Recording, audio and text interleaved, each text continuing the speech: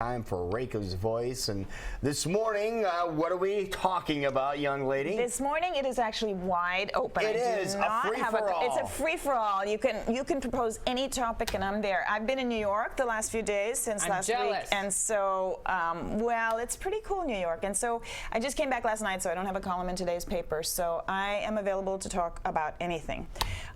Some thoughts about as we were just discussing going in about the Pope having this perspective, this fresh perspective about women who have had abortions, being willing to forgive them, I think is just absolutely fascinating. And you, as a Catholic, what is your reaction? I'm a part-timer. You know, I'm a part-time Catholic. Mean? That means one Easter, parent was Easter and Christmas. You do that. He still eats meat, just not during. Yeah, I had to go to catechism when I was going to school. Went to public schools and had to go Wednesdays to catechism to St. Cornelius, and he had to walk from the public school to the Catholic school. We did all that, and my mom was a lot more religious than my dad was. It's usually that way, which is isn't usually it? In most families, yeah, well, it is that way. But I think that what the Pope is doing, I think this is one of the coolest popes. If popes could be cool, this guy is very cool. I totally agree. I follow him on Twitter, for crying out loud. And repeat what you were just saying. He has 6.96 million followers. Yeah, I have his Twitter page pulled up, Eric, if you want to show this. And how many people is he following? He's following 8. Can we think Lou is one of those? I'm going to find out. Hang on, I'm going to click on it and find out. Okay, could you see if he's following you? I follow the Pope's hat. Oh, he's following other popes. Look at that. Oh, well, that's he's following other They're popes. not alive anymore. Yeah, so somebody must be doing something. He's following his own accounts in different languages. Oh, is that what it is? Oh, he's following himself. Okay, those are all the same pictures. That's what it is. Okay. Yeah. Jason analyzed it. There you go. Yeah. But so, I mean, just returning to this question of forgiveness for women who have had abortions, what currently... They have to wait till December. But okay, yes. and then, because then a new year begins. The whole year, and that's... But, so does that mean only in that 1 year they'll be forgiven, and then you kind of, the clock rewinds and you'll be a sinner? I heard that for the first time this morning. And I'll send him a message and ask him. I don't know of a biblical basis for a year of forgiveness. It's like, well, you're forgiven this year, and so we would need some sort of a priest or someone who was more who understood the rules of better than we do. Also, I wonder, what does it mean to be forgiven? I mean, until now, what has happened to women who have had abortions? Were they expected to rot in hell? No. Well, you weren't allowed. You were banned from the religion unless you asked a bishop to forgive you and allow you to come back. But did women really come forward and confess to having had abortions? I mean, I'm sure there are some. I'm sure there are some who have done that, but I mean, the majority obviously don't. I mean, it's the same thing if you were married in a Catholic church and you got divorced. Yeah. You have to get approval before you can return to the church. Before you can marry again. They have within the church. Well, you have to get it annulled, right? Right, but I mean, most people are like, I'm getting divorced. Oh, I found someone else. I'm going to get married. Right. If you're a strict Catholic, you have to get approval that the church has dissolved.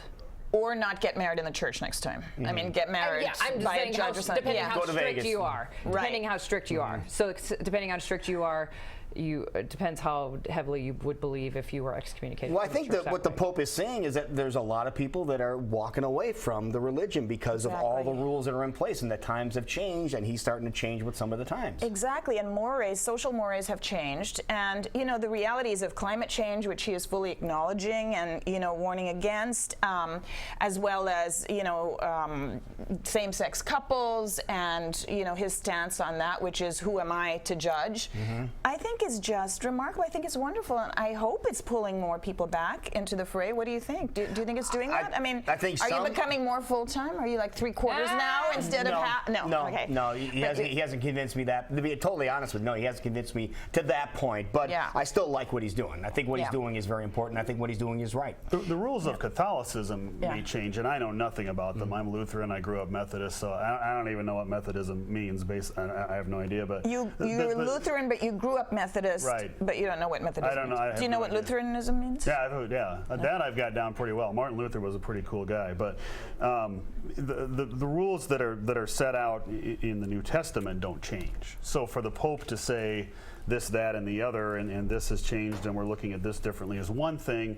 And when you talk about abortion, of course, everything's forgivable. Of course, it's forgivable. Sin is forgivable. That's the whole kind of the whole basis of Right. the whole thing. So the question really becomes, what do you consider sin? As time goes on, Right. you know, do you consider being with a partner of the same sex a sin, or can there be, you know, an exception made for that, or is that no longer a sin? And who defines that? I guess the Vatican, you know, gatherings. In the case of Catholicism, I guess it would. I would argue that the Bible would define it. I don't know why we have to filter it through a church, but that's just The Bible what it has is. some pretty crazy stuff in it too, though, you know, about stoning people to death and, you know, adultery and things like that. I mean, times change and sentiments change. Well, right, but one of the problems that people, when they look at the Bible, have is they look at the Old Testament and the New Testament, and one of the things they'll say is that, well, you used to be able to own slaves, or when, you know, menstruating women had to go out of town. Well, these are all rules that apply to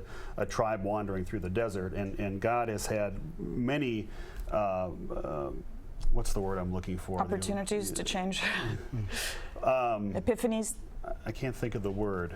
Covenants. There's been many covenants through the Bible. And to look at Old Testament law for a tribe wandering through the desert and say, why don't you pay attention to this anymore? Well, because that covenant is gone now. We have a new covenant. We have a New Testament. Right. So to take those arguments and apply them to now, it doesn't make any sense. Right, but just as the Old Testament maybe becomes irrelevant to people who follow the New Testament, there can be a New Testament that, you know, is more relevant to today's culture, right? But the Bible doesn't change with the culture, you know. Well, we are not. You just said it did.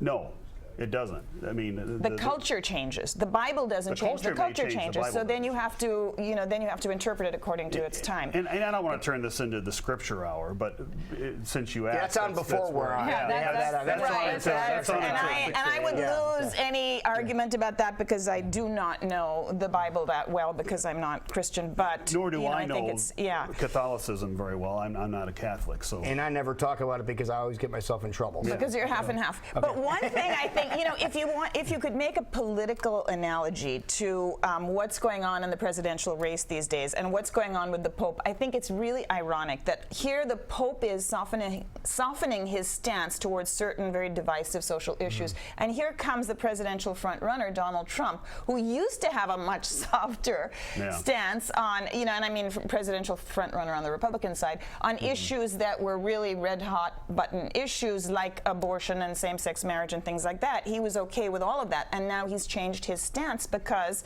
apparently he has to have a more hardline approach in order to be palatable to most Republicans who are voting in And this as we election. discussed yesterday, conservatives are going to have to decide if he is who they want as their candidate, you know. Yeah, you know, at some point soon. You it's know. when I was in New York, people kept asking me, "Do you really think he's going to be the nominee? Do you really think he could be president?"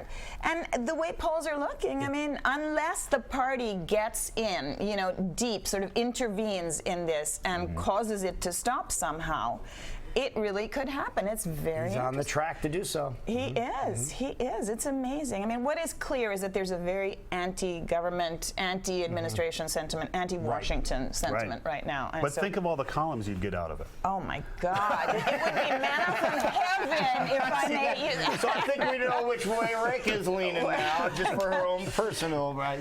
There's the heart, and then there's the profession. You know, when you have to It's reconcile. like being a comic, right? I mean, Right, you know. exactly. Wonderful. Well, you know, when Brian Duffy, the cartoonist, met Barack Obama when he came in for an editorial board meeting when he was first running for office, and he was introduced to each of us, and we said what we did, and Brian said, I'm a cartoonist, and he said, uh-oh, because of his ears.